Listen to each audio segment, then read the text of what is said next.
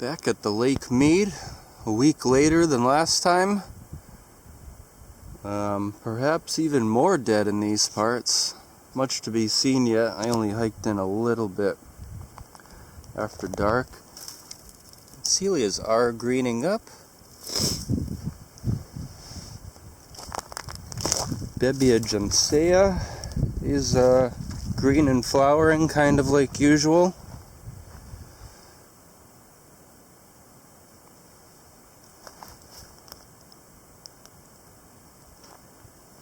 Got a grove of Plukia here, which tells you we're quite low and near water. Tamaricks. Not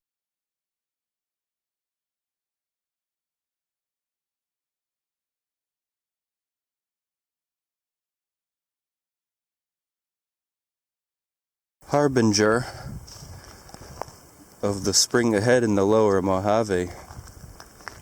Meaning annuals may not come out at all. I'm starting to wonder quite a bit.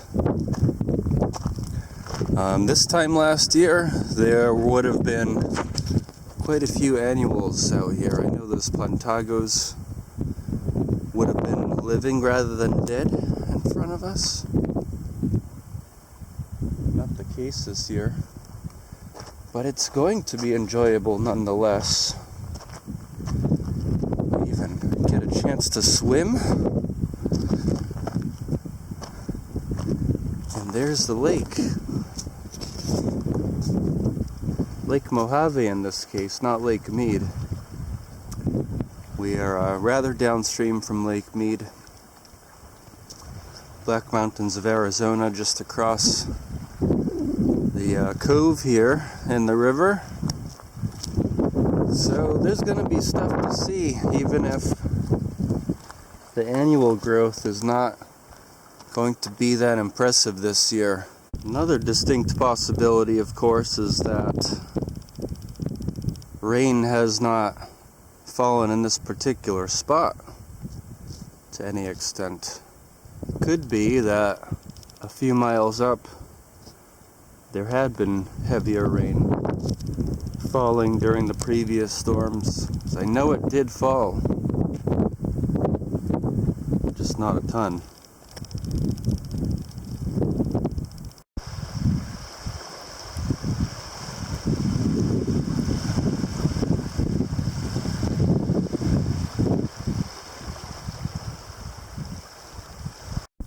One nice thing about this walk is that there's plenty of riparian shade to be had, mostly from the Plukia, also from tamaricks.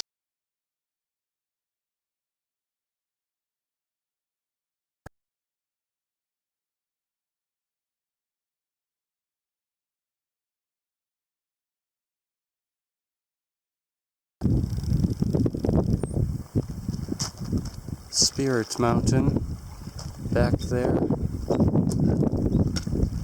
Bunch of grebes or ducks, can't really see, don't have binocs. But a large flock of black aquatic birds. Really nice to see that in the desert too.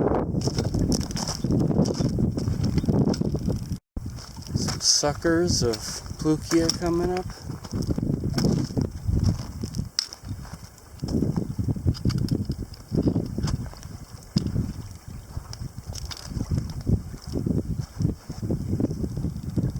Based on all of the garbage on a weekend, probably be sharing this coastline to some extent. Only with boaters though, of which I've seen none yet today on a weekday. Lots of plastic bottles, as along most waterways on Earth these days.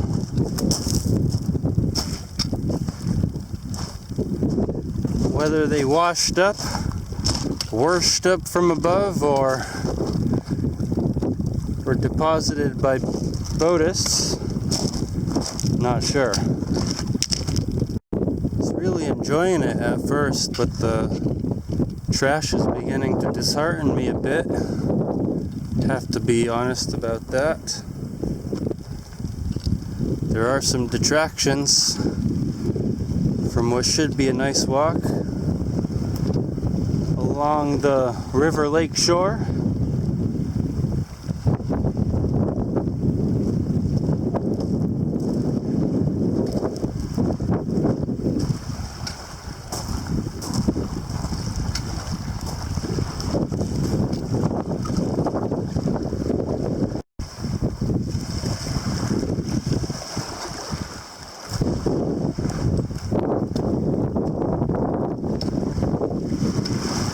Even if the coast is pretty fouled up, which it is, the ostensible water quality is not too bad. Looks inviting even. If I were to become just slightly warmer, I'll definitely see myself in there. Full-on boats to be found too, of course.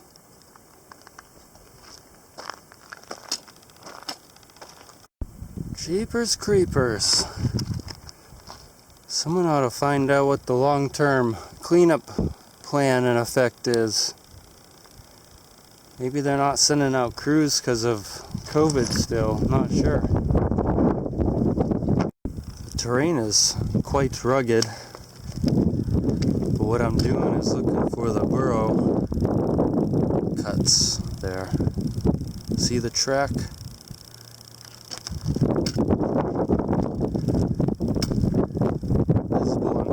Across the way. Sometimes it disappears, like for now, but I see it reappearing there, so I'm just gonna make it down the steep, slippery slopes in the meantime.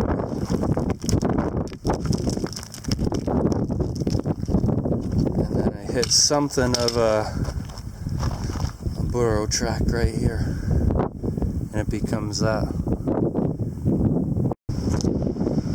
Here things become a little more rugged, but still totally doable, even with a heavy pack.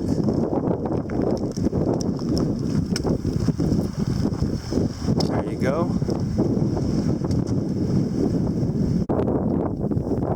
One of the most incredible plants of the lower Mohave. Camissaceae polycarpa, some would call it euphorbia. Probably better called euphorbia, but it always seems to be hanging on, whether green and starting up for the spring, or still not doing so well from last year. Becoming very anthocyaninic as a result. It's very pigmented against the sun.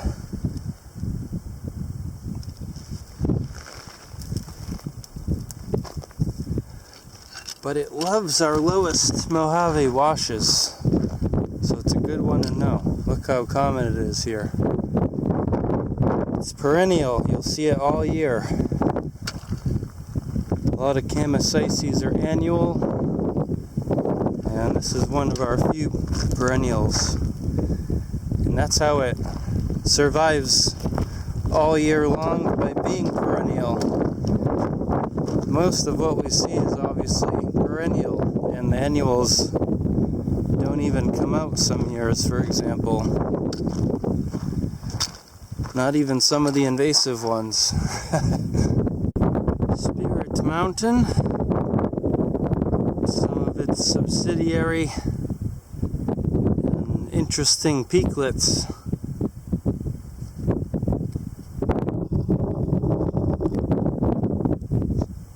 We've come on to a flat and open plain. Hardpan, as they call it, exemplified by the presence of the dried out husks of Coryzanthe rigida.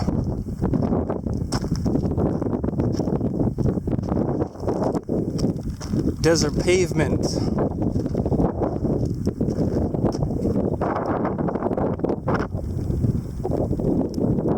Just took a quite brief dip. It is rather chilly after all.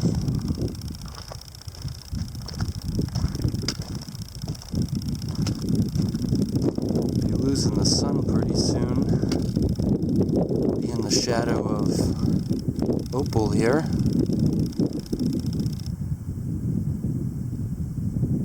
Camp on the other side of it. Come back along it tomorrow.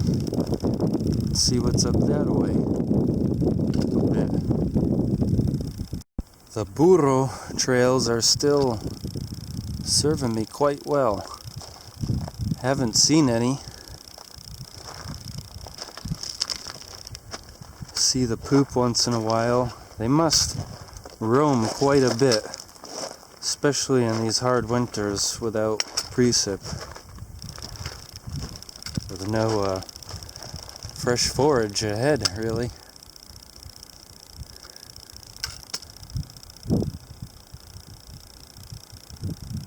Must wander and wander quite a bit. Their trails are very extensive.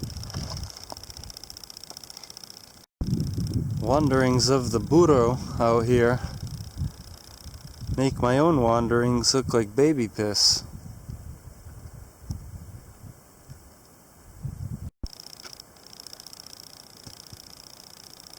Quite saline here, hence all the salt cedar, tamarix. Most of it looking quite dead, but it's just winter.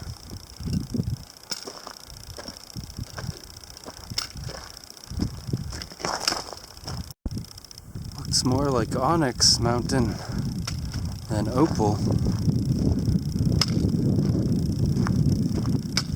It's a sublime evening on the shoreline.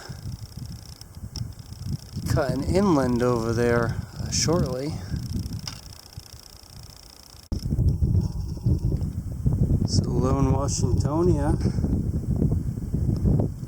So are they native to Nevada or not?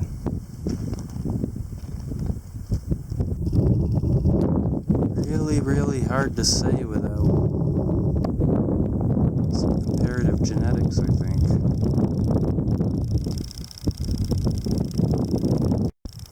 Even the shorelines now as the sun sets. Good views will be had ahead from up there. Gonna head to the base of the ridge now, up that wash, and call it a day soon.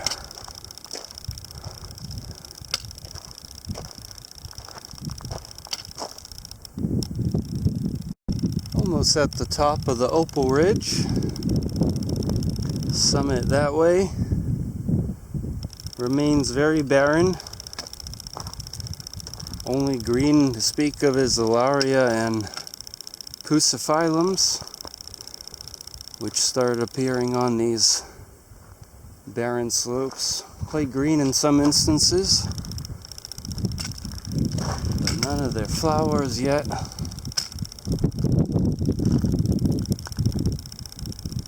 This one's looking a little ratty. A very warm day. And Celias are particularly toasted up here. Not a hint of a living leaf on these very dry, hot slopes.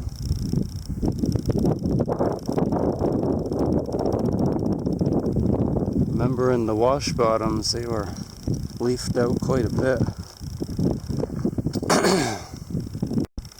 Heading back in the direction of the car now via Opal.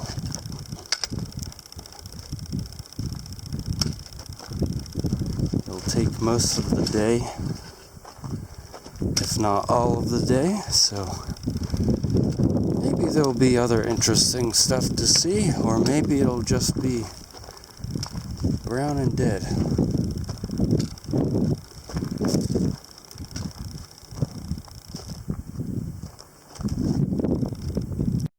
greening up along the cliff base, which kind of makes sense. And that harnesses more water at the base of a cliff.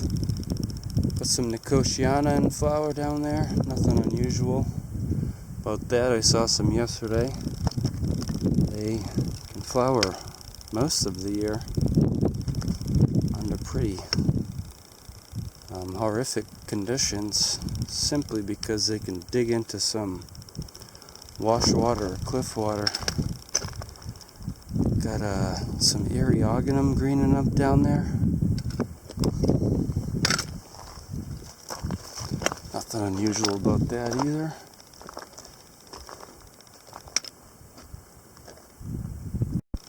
Coming more and more clear that there's some Encelia trying to eke out a living. Becoming more and more clear that we're not going to have Mohave annuals this spring except for in isolated pockets.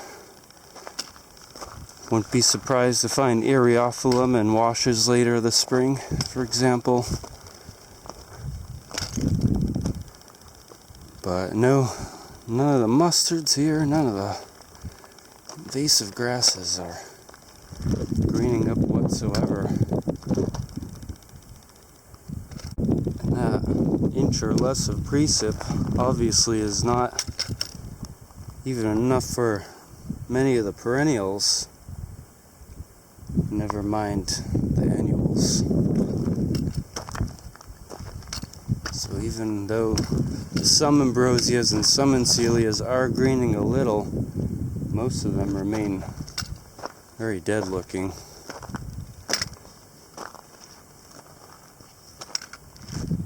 And then we get the emerald green pussies right here.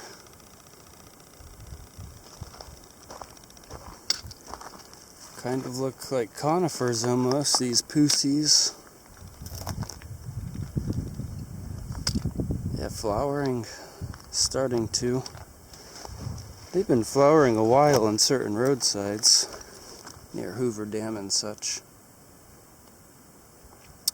So, got the discs of asters starting to develop. They're not quite opened yet. Indeed, not a conifer, but rather an aster, like much of the shrub life out here, in fact. Ambrosia and Encelia. Asters do well as shrubs in the Mohave.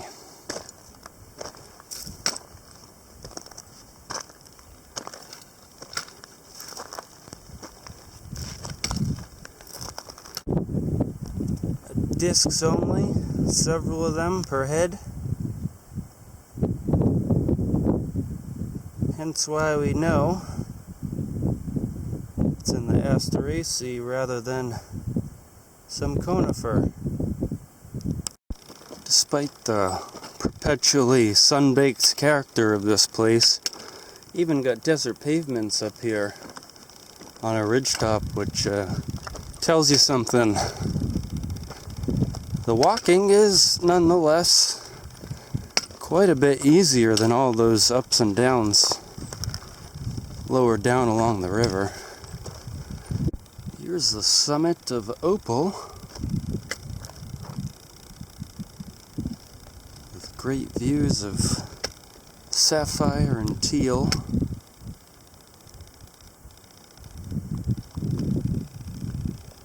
Eldorado Mountains across that ridge a little more than a year ago.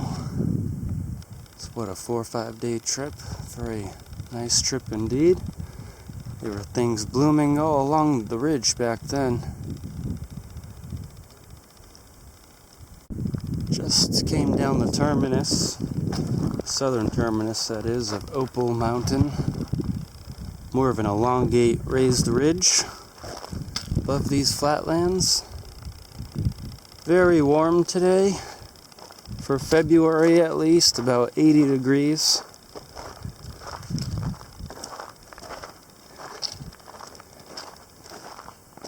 Pusiphyllum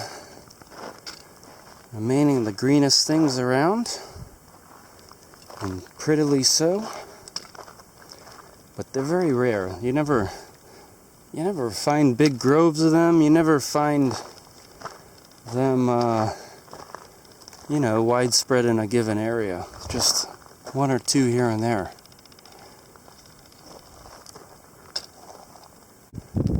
So this is what the terrain's become. Lots of wide wash crossings. Rosh crossings.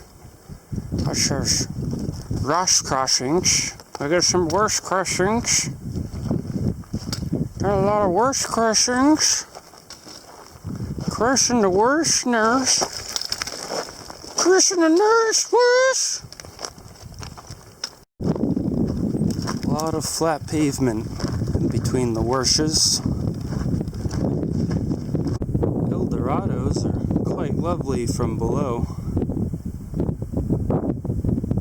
They invite me to come back even though I've already been on top of them.